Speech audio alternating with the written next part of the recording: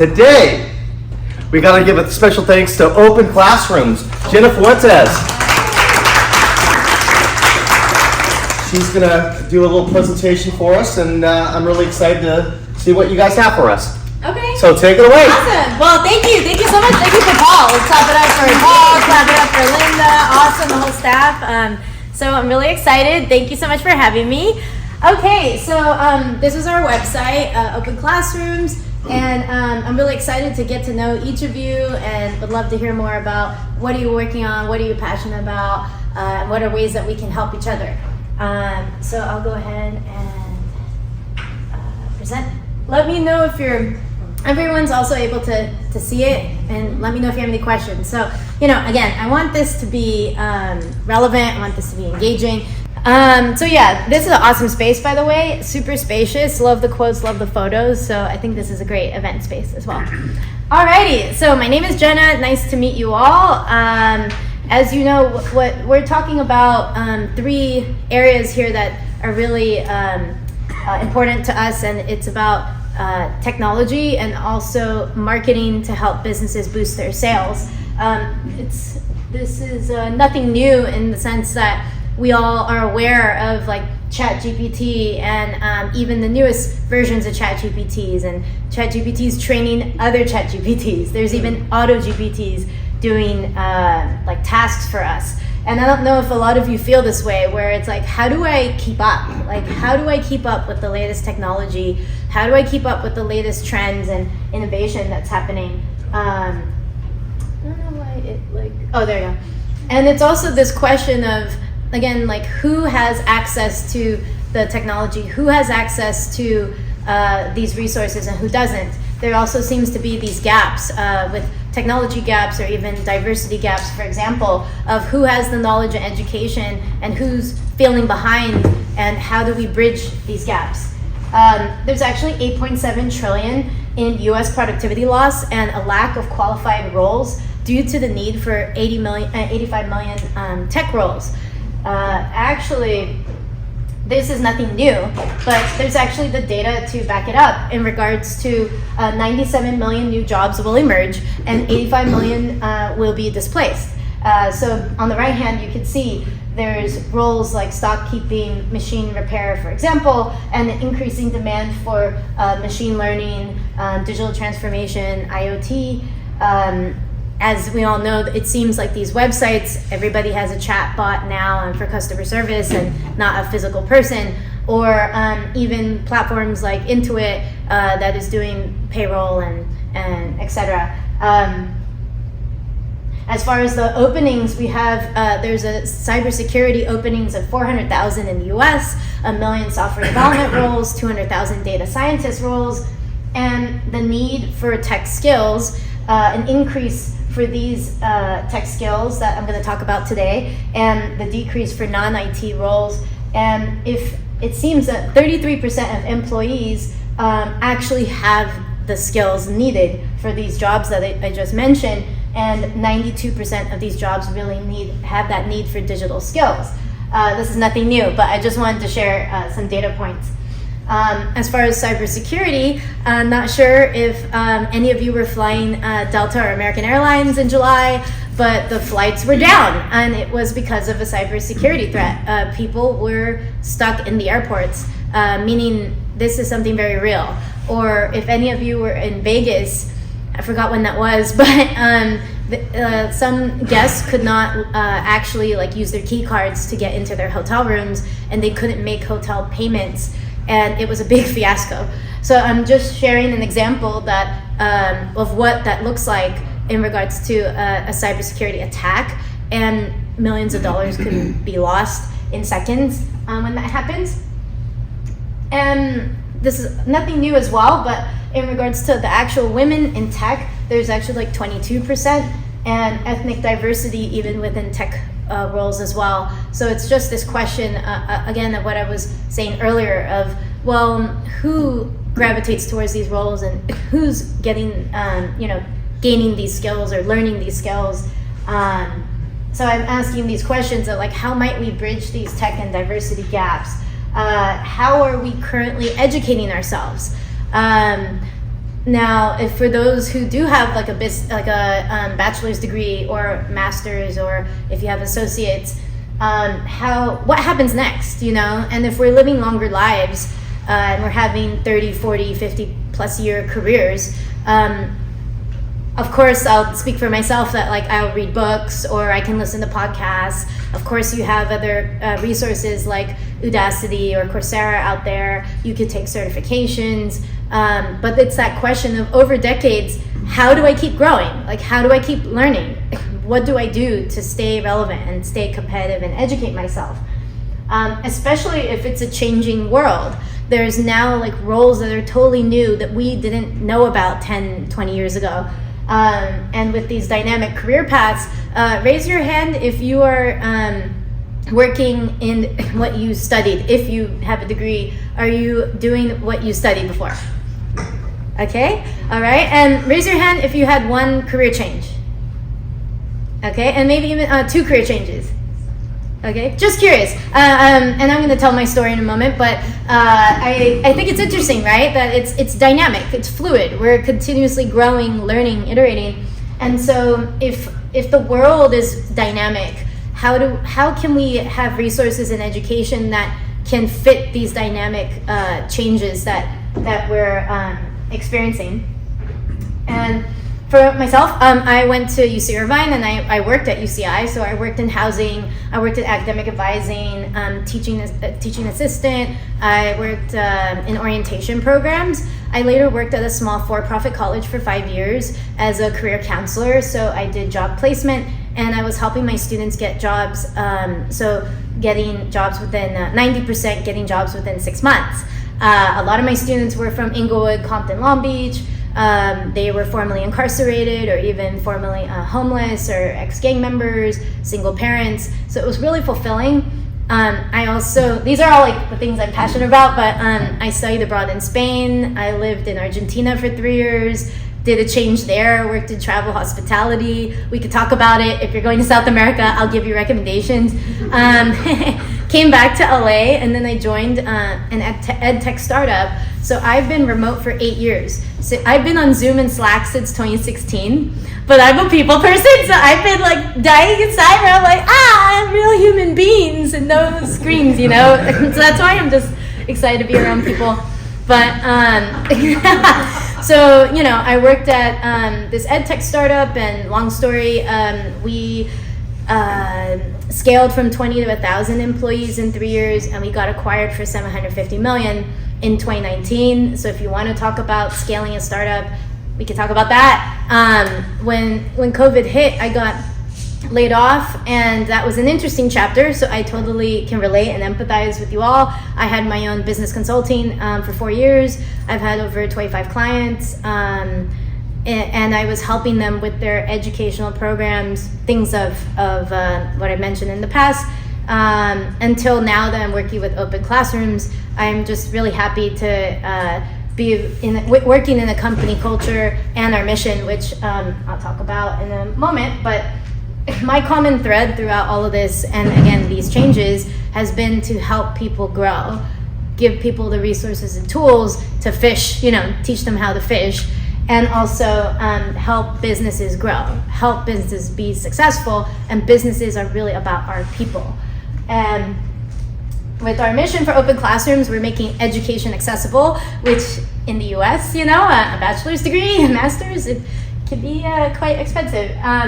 And we're measuring our outcomes. So that means, how are we helping people get jobs or apprenticeships? How are we helping people start businesses? How are we helping people get a pay raise or move up within their organizations? And we're a B corporation, so you could look that up. It's actually difficult to achieve, but we're almost like a level above a nonprofit, if you will, in the sense that we're measuring our carbon footprint, our DEI demographics, and our outcomes, as I mentioned. Our impact report is totally transparent online. You can take a look at, again, how are we helping people change their lives. We've been around for 11 years. We're actually based in France, expanding to UK, US. So that's why I'm managing California, and I'm in LA, Long Beach, San Diego, and San Francisco. We are in 300 countries, We have 8 million users, 3,000 mentors. These are some of the companies we're working with. And we're working with Long Beach City College, shout out. So we have this partnership of helping the students get apprenticeships, which I'm going to talk about now. So these are the 5 programs, what I mentioned before, of how do we help people get these tech skills. So we're training people in Python, which is creating applications, data, social media, marketing, IT, and cybersecurity, because we're making this bet that if you're going to learn these things, it's going to help your business become competitive. It's going to help you grow and help your career and or help your business and help you get clients and leads. For those who, and I'll talk about that, we do, again, 2 things. We help you hire apprentices, and we help you by offering free training. This is what the training entails. This is just an example for social media marketing. And I can go into detail about the other ones. But again, the goal is to help businesses get leads and grow, help them become more tech savvy, and again, help people in dynamic careers now. So I'll talk about the training that this is, because we are a B Corporation and we received multi-million-dollar grants for the next few years. This is grant-funded training for any business owner and their staff, so you can enroll yourself or your staff in online training that is flexible according to your own pace, and you have a dedicated 24/7 support to guide you and to help you. You can complete the training within 1 year. Some people finish it within 6 months, and it's really like project-based of actually helping your business, like using skills to help your business. We are ensuring that there's accountability built in, that you're checking in with your own management or advising team. The objective is to make sure you're using the skills to help your business. Lastly, we match you with a mentor. So as we know, it could be quite costly to meet with someone hourly, for an hour every week, but we match you with an industry expert mentor. And this training, again, is around $10,000 to $15,000, but it's covered through a grant, and that's how it's free for you. These are some of the mentors. Some are from the US Air Force, some are from Goldman Sachs or Google, for example, who's meeting with you as a sounding board to talk to you about how you're using your new skills on the job. So we have some of our mentor stories. And that is it about our free online training. I'll pause. Do we have any questions about the free online training for business owners and their staff? What are the topics? So the topics are, I'll bring that up right here. Python, data, social media, IT, and cybersecurity. Okay, sorry. It's okay. Is it an online application, or how does it? Yes, so if you want to enroll yourself or your staff, we'll always be here. It's free. You can also decide, I want to take it later in January. We could just set up a 10-minute call, and there's an application form and electronic signature form, and it's just making sure you have an advisor for accountability, and that's how you can enroll. Any other questions? Yes, go ahead. You mentioned a partnership with LBCC. Correct, yes. Can you expand on that a little bit? Yeah, so we host events at Long Beach City College. We've also, actually, that's a great segue. So let's continue. So now the second thing that we do is we help you hire apprentices in these fields that I just showed on that slide. So the apprentices, by the way, can come from the public. Like we pull a recruitment source from total Long Beach area, but a lot of them are LBCC graduates or current students. So we have like 100 people ready, waiting, and we're finding the businesses to match them. So to comply with Department of Labor, the pay rate must be at least 20 per hour. So you can pay for a Python developer at 20 per hour. You can get a social media person at 20 per hour, which is pretty much minimum wage nowadays. It's a 1-year contract. You can decide to hire them on afterwards. 90% actually get hired on afterwards.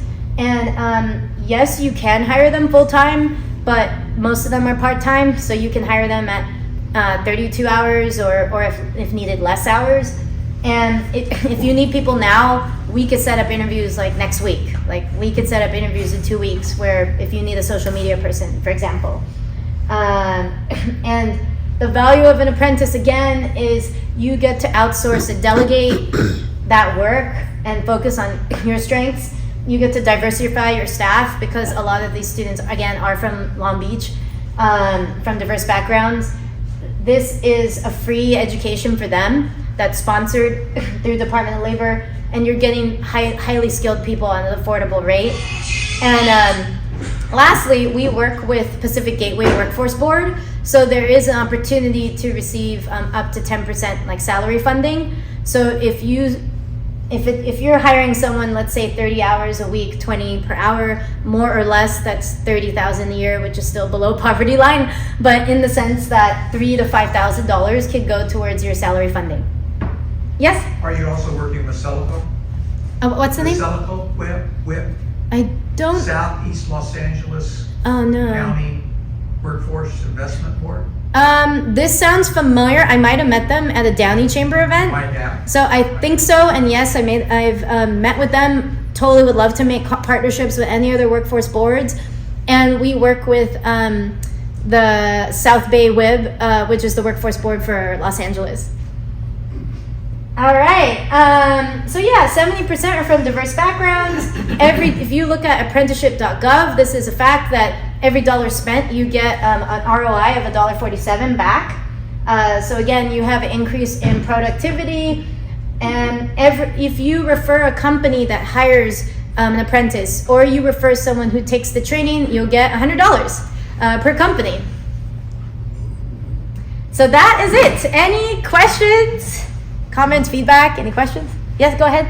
So the training that's given, let's say cybersecurity or Python, is it a certificate program? Yes, great question. And yeah, you could scan this to set up a call. I can send you the syllabus and it'll show all the projects that are involved.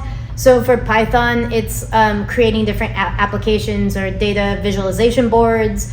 With IT, it's configuring like workforce workstations, for example. Did you have any specific questions about the projects? No, not specific questions. So the certificate programs, are they comparable to industry certifications that are out there? Great question. The cybersecurity component, a part of it actually does, qualify for CompTIA. Whoever takes the training, you will get a certificate of completion from the Department of Labor. So you could put this on your LinkedIn. It's recognized again by the community colleges. And I also am going to throw something in there that's not on the slide, but we have partnerships with multiple colleges throughout the US, even nonprofits. And one college is University of Maryland Global Campus. They actually have an office in San Diego, which I came from today. And you can receive 55 credits through their global campus, which actually qualifies for 2 years of a degree. That's amazing. Yeah, I actually learned that recently. I was like, what? 2 years? Like 55? That's, if you calculate the value, I think it's at least $15,000 or $20,000. But yes? So I could actually refer someone who's interested in changing their career and wants to learn something new. This would be an individual I could refer to you guys.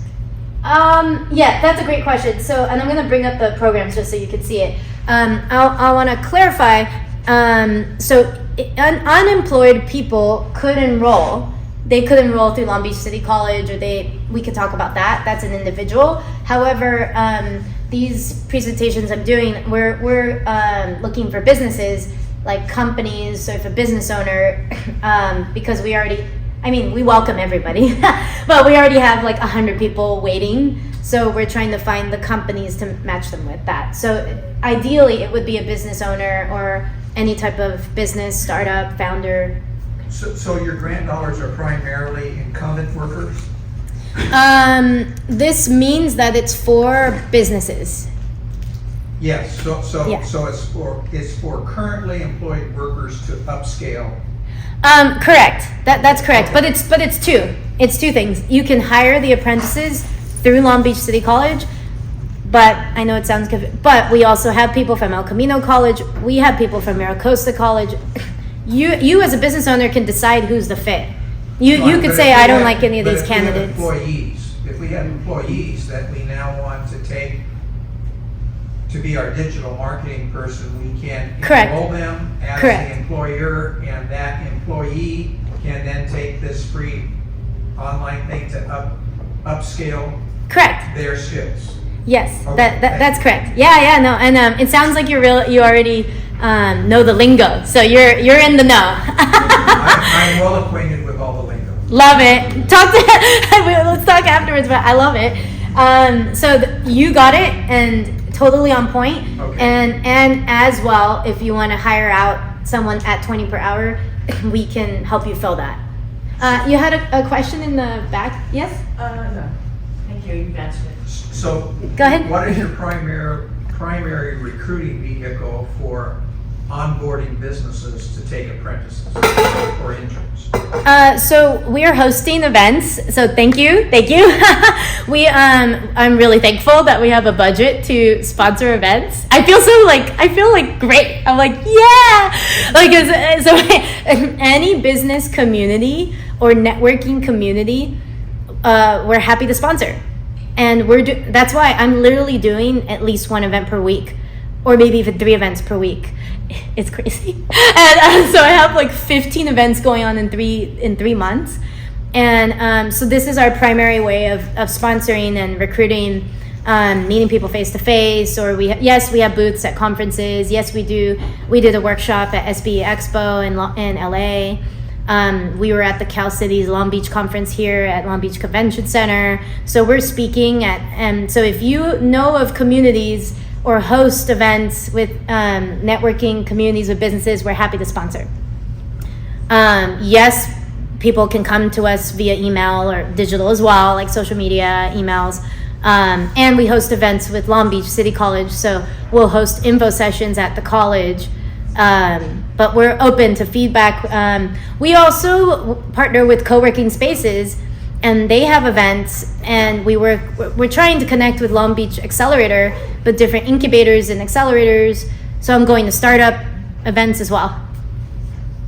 Are you coordinating with the Small Business Development Center hosted out of Long Beach City College? We work with the Long Beach City College, not that one specifically, so I'm not sure, but we're working with SBDC in Hawthorne. But that's affiliated with El Camino, That's with Elkin. and they made that intro, so I don't know who that SBDC person There's one out is, of but, And they're hosted out of Long Beach City College. yeah, and we've hosted it on campus at LBCC. We just haven't hosted it at SBDC, but my management needs to talk to about that. Okay. But I mean, we're happy to. If SBDC says want to host an event there, I'm like, sure. At any time. Like if anybody just says like, yeah, you want to host an event, I'm like, all right, I'm coming. When? Where? You tell me when. Is there a minimum business Yes. size that could be a sole proprietor that is working? I love all these questions. Thank you. So yes, you could be a sole proprietor. But yeah, we also have an enterprise person who's working, but a lot of the times we're working with small, medium-sized businesses, 1,000 employees or less, or it could be 500, 200. But yes, we have many sole proprietors who are taking it themselves, or they hire someone, or they have a staff of like 2, and then they take it. So there's no like limit to that. All right. Okay, well, thank you. Thank you so much. Thank you, everybody. Wow. Yeah, thank you. Thank you.